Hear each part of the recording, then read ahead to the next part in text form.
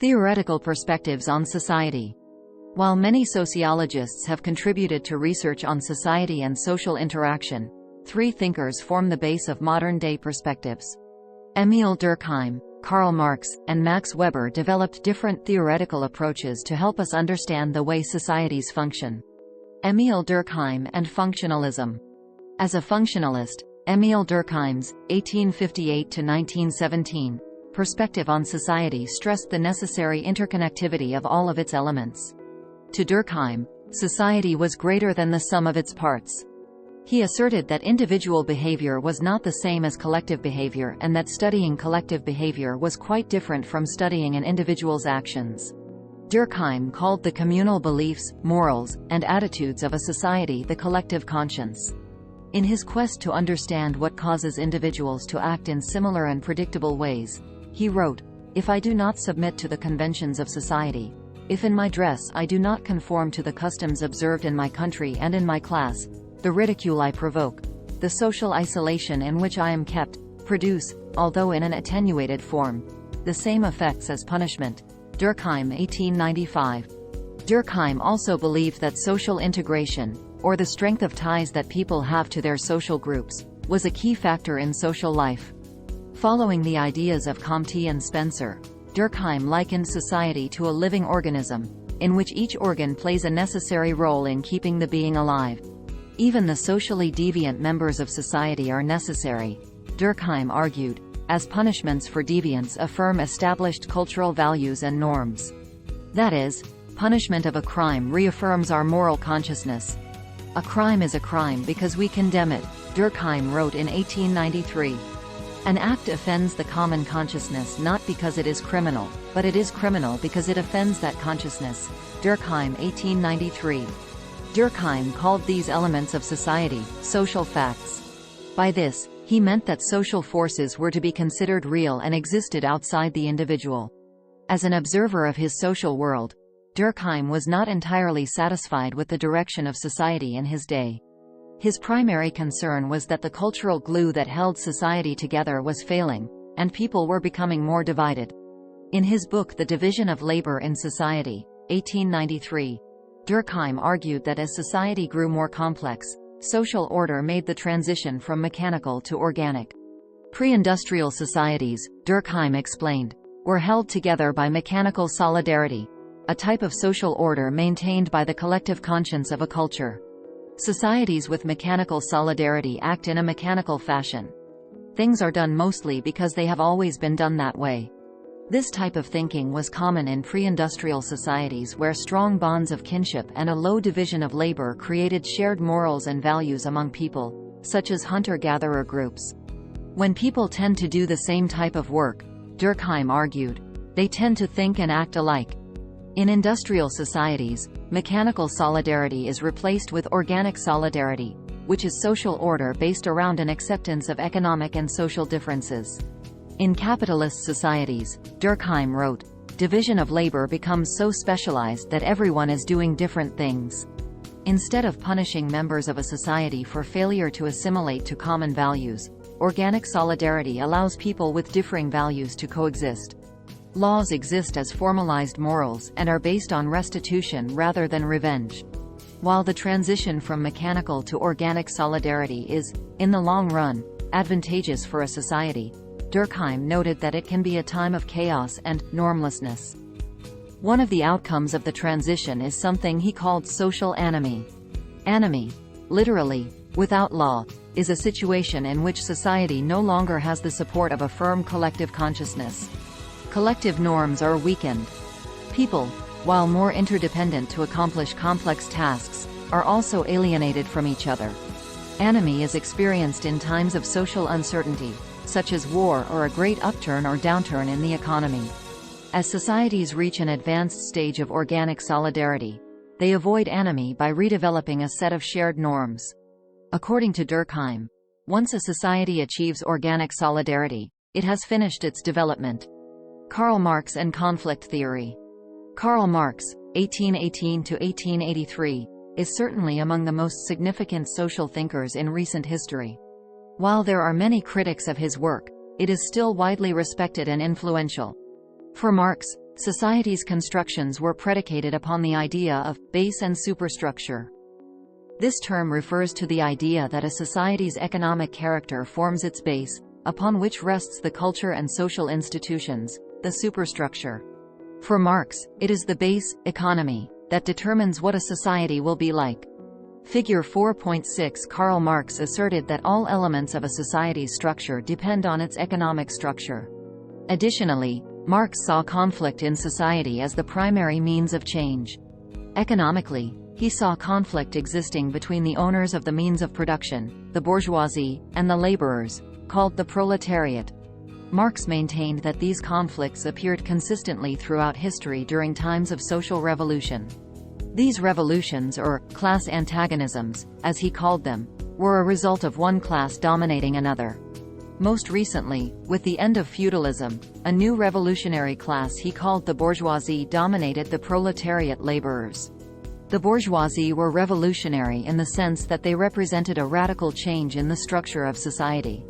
In Marx's words, society as a whole is more and more splitting up into two great hostile camps, into two great classes directly facing each other: bourgeoisie and proletariat. Marx and Engels, 1848.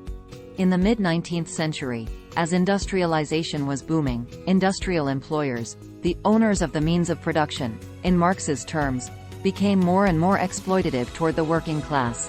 The large manufacturers of steel were particularly ruthless, and their facilities became popularly dubbed satanic mills, based on a poem by William Blake. Marx's colleague and friend, Frederick Engels, wrote The Condition of the Working Class in England in 1844, which described in detail the horrid conditions. Such is the old town of Manchester, and on re-reading my description, I am forced to admit that instead of being exaggerated, it is far from black enough to convey a true impression of the filth, ruin, and uninhabitableness, the defiance of all considerations of cleanliness, ventilation, and health which characterize the construction of this single district, containing at least 20 to 30,000 inhabitants. And such a district exists in the heart of the second city of England, the first manufacturing city of the world. Add to that the long hours, the use of child labor, and exposure to extreme conditions of heat, cold, and toxic chemicals, and it is no wonder that Marx and Engels referred to capitalism, which is a way of organizing an economy so that the things that are used to make and transport products, such as land, oil, factories, ships, etc., are owned by individual people and companies rather than by the government, as the dictatorship of the bourgeoisie. For Marx, what we do defines who we are. In historical terms, in spite of the persistent nature of one class dominating another, some element of humanity existed. There was at least some connection between the worker and the product, augmented by the natural conditions of seasons and the rise and fall of the sun, such as we see in an agricultural society. But with the bourgeoisie revolution and the rise of industry and capitalism, the worker now worked for wages alone. His relationship to his efforts was no longer of a human nature, but based on artificial conditions. Marx described modern society in terms of alienation. Alienation refers to the condition in which the individual is isolated and divorced from his or her society, work, or the sense of self. Marx defined 4 specific types of alienation. Alienation from the product of one's labor. An industrial worker does not have the opportunity to relate to the product he labors on. Instead of training for years as a watchmaker, an unskilled worker can get a job at a watch factory pressing buttons to seal pieces together. The worker does not care if he is making watches or cars, simply that the job exists. In the same way, a worker may not even know or care what product to which he is contributing. A worker on a Ford assembly line may spend all day installing windows on car doors without ever seeing the rest of the car. A cannery worker can spend a lifetime cleaning fish without ever knowing what product they are used for. Alienation from the process of one's labor. A worker does not control the conditions of her job because she does not own the means of production. If a person is hired to work in a fast food restaurant, she is expected to make the food the way she is taught. All ingredients must be combined in a particular order and in a particular quantity. There is no room for creativity or change.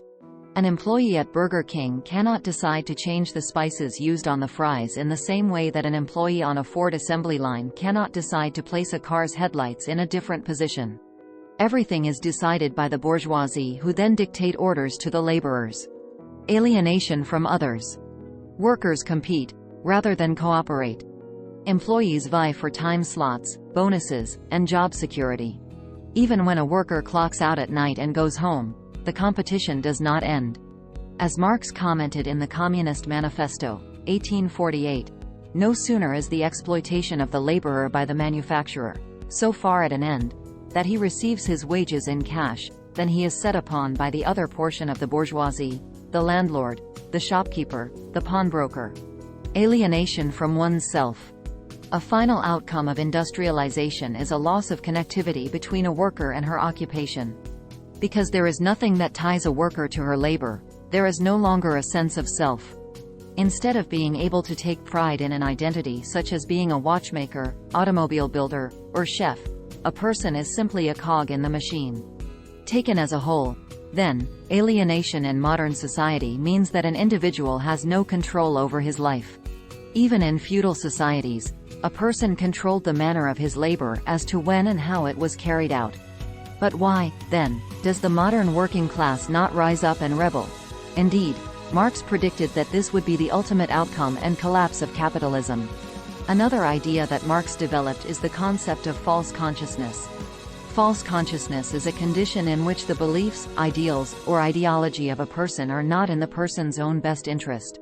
In fact, it is the ideology of the dominant class, here, the bourgeoisie capitalists, that is imposed upon the proletariat. Ideas such as the emphasis of competition over cooperation, or of hard work being its own reward, clearly benefit the owners of industry. Therefore, workers are less likely to question their place in society and assume individual responsibility for existing conditions. In order for society to overcome false consciousness, Marx proposed that it be replaced with class consciousness, the awareness of one's rank in society. Instead of existing as a class in itself, the proletariat must become a class for itself, in order to produce social change. Marx and Engels, 1848, meaning that instead of just being an inert strata of society, the class could become an advocate for social improvements. Only once society entered this state of political consciousness would it be ready for a social revolution. Max Weber and symbolic interactionism. While Karl Marx may be one of the best-known thinkers of the 19th century, Max Weber is certainly one of the greatest influences in the field of sociology. Like the other social thinkers discussed here, he was concerned with the important changes taking place in Western society with the advent of industrialization. And, like Marx and Durkheim, he feared that industrialization would have negative effects on individuals. Weber's primary focus on the structure of society lay in the elements of class, status, and power. Similar to Marx, Weber saw class as economically determined. Society, he believed, was split between owners and laborers. Status, on the other hand, was based on non-economic factors such as education, kinship, and religion. Both status and class determined an individual's power, or influence over ideas. Unlike Marx, Weber believed that these ideas formed the base of society. Weber's analysis of modern society centered on the concept of rationalization. A rational society is one built around logic and efficiency rather than morality or tradition. To Weber, capitalism is entirely rational. Although this leads to efficiency and merit-based success, it can have negative effects when taken to the extreme. In some modern societies, this is seen when rigid routines and strict design lead to a mechanized work environment and a focus on producing identical products in every location. Another example of the extreme conditions of rationality can be found in Charlie Chaplin's classic film Modern Times, 1936. Chaplin's character performs a routine task to the point where he cannot stop his motions even while away from the job. Indeed, today we even have a recognized medical condition that results from such tasks, known as repetitive stress syndrome. Weber was also unlike his predecessors in that he was more interested in how individuals experienced societal divisions than in the divisions themselves. The symbolic interactionism theory, the third of the three most recognized theories of sociology, is based on Weber's early ideas that emphasize the viewpoint of the individual and how that individual relates to society. For Weber, the culmination of industrialization, rationalization, and the like results in what he referred to as the iron cage, in which the individual is trapped by institutions and bureaucracy. This leads to a sense of disenchantment of the world, a phrase Weber used to describe the final condition of humanity. Indeed, a dark prediction, but one that has, at least to some degree, been borne out. Girth and Mills, 1918. In a rationalized, modern society, we have supermarkets instead of family-owned stores. We have chain restaurants instead of local eateries. Superstores that offer a multitude of merchandise have replaced independent businesses that focused on one product line, such as hardware, groceries, automotive repair, or clothing. Shopping malls offer retail stores, restaurants, fitness centers, even condominiums. This change may be rational, but is it universally desirable? Big picture. The Protestant work ethic. In a series of essays in 1904, Max Weber presented the idea of the Protestant work ethic, a new attitude toward work based on the Calvinist principle of predestination. In the 16th century, Europe was shaken by the Protestant Revolution. Religious leaders such as Martin Luther and John Calvin argued against the Catholic Church's belief in salvation through obedience.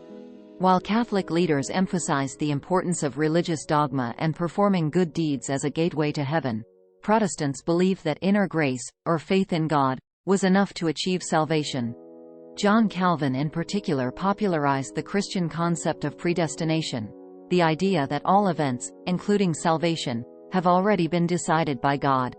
Because followers were never sure whether they had been chosen to enter heaven or hell, they looked for signs in their everyday lives. If a person was hard-working and successful, he was likely to be one of the chosen. If a person was lazy or simply indifferent, he was likely to be one of the damned. Weber argued that this mentality encouraged people to work hard for personal gain. After all, why should one help the unfortunate if they were already damned? Over time, the Protestant work ethic spread and became the foundation for capitalism.